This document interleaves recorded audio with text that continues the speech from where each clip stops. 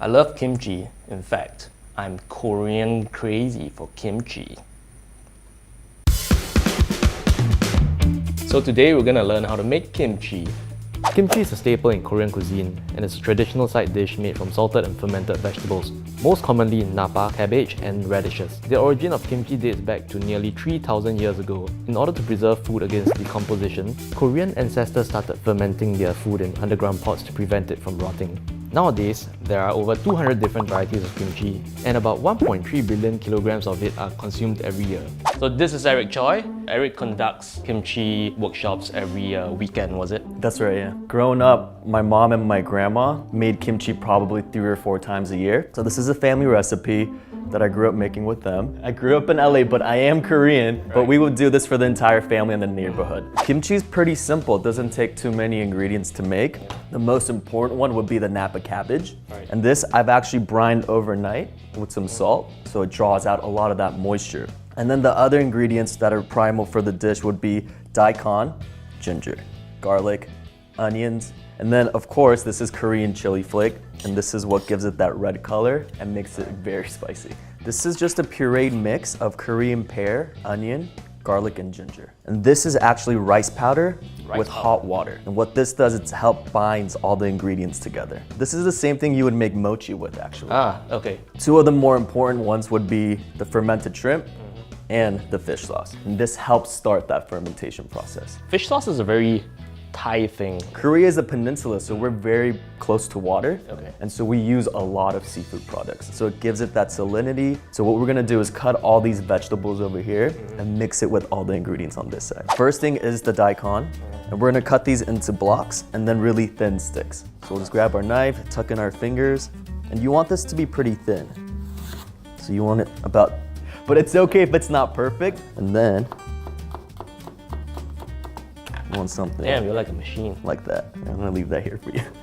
Use this as reference, yeah. That's right. That's perfect. And when I grew up, this is the part I would help my mom and my grandma most with. I think it's because they just didn't want to do it. And as we cut, this is the kind of bowl you're gonna want to put all your kimchi ingredients in. It looks like the stuff you would wash your feet in, but this one's brand new. And what we'll do is we'll mix and make the paste in this later. That's good. Consumable. Preserving food was one of the earliest ways Koreans ate because it was cold, right? That's right. The like winter stuff spoils, right? And the summers are very hot. And so whether it's a vegetable or a root or seafood, we tend to ferment a lot of our foods. What are the different variations of kimchi? So mostly it's the ingredient from where the area is, and then the level of spice. Some kimchis actually have no pepper in it at all. It actually isn't spicy. It's more of a... Like a sweet kimchi? Yeah, more of like a sauerkraut kind of a dish. Are you done? Jesus. I think I went too quickly. What the? Here, have some of mine. So making kimchi in a Korean family, everyone first of all has their own recipe. Every family has their own secret, and it's kind of akin to like an Italian family making their own tomato sauce. Like making kimchi is actually not something Koreans even in Korea do much anymore. It's kind of a dying art, yeah. So next thing we can cut is the onion. What we'll do for this is just start on one end and just thinly slice it all the way across. Do you like Korean food? Yeah. He has to say yes. I've been to Korea. That's good, that's a good start. And the last thing we're gonna just cut up is the green onion. So we're just gonna add all of our ingredients over here into this bucket. We're gonna do 4 big spoons of the chili. And while you do that, I'll put in 1 giant spoonful of this. So this is just according to how salty you want it, right? Exactly. The rice powder mix you're gonna put in is also food or feed for the bacteria.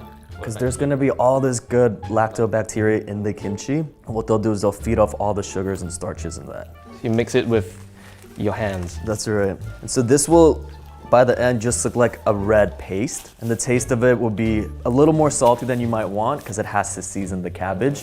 Do you have to keep it in the fridge?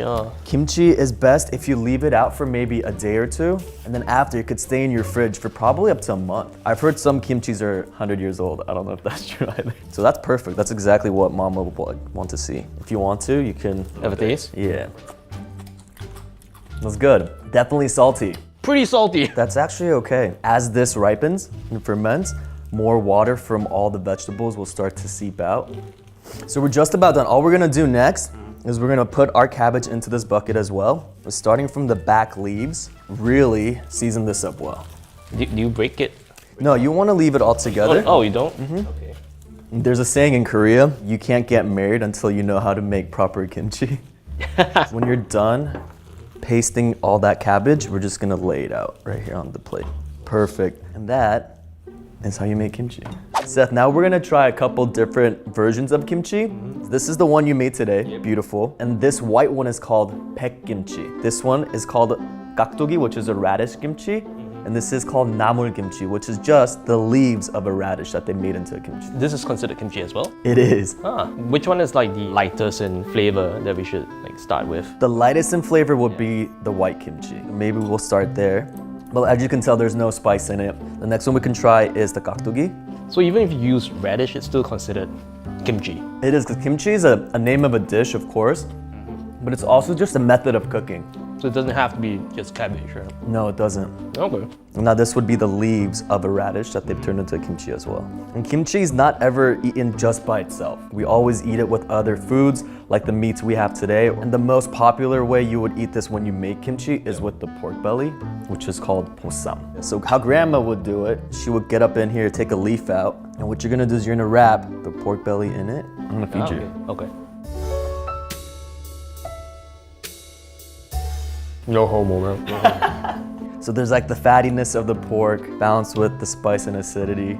Yeah, it's a lot to take in. All right, thank you, Eric. Thanks for teaching us how to make kimchi and how to actually like eat kimchi. Like and subscribe to our channel for more food. You can also book this Teach Me How to Kimchi workshop in the link that we have in the description. So check it out.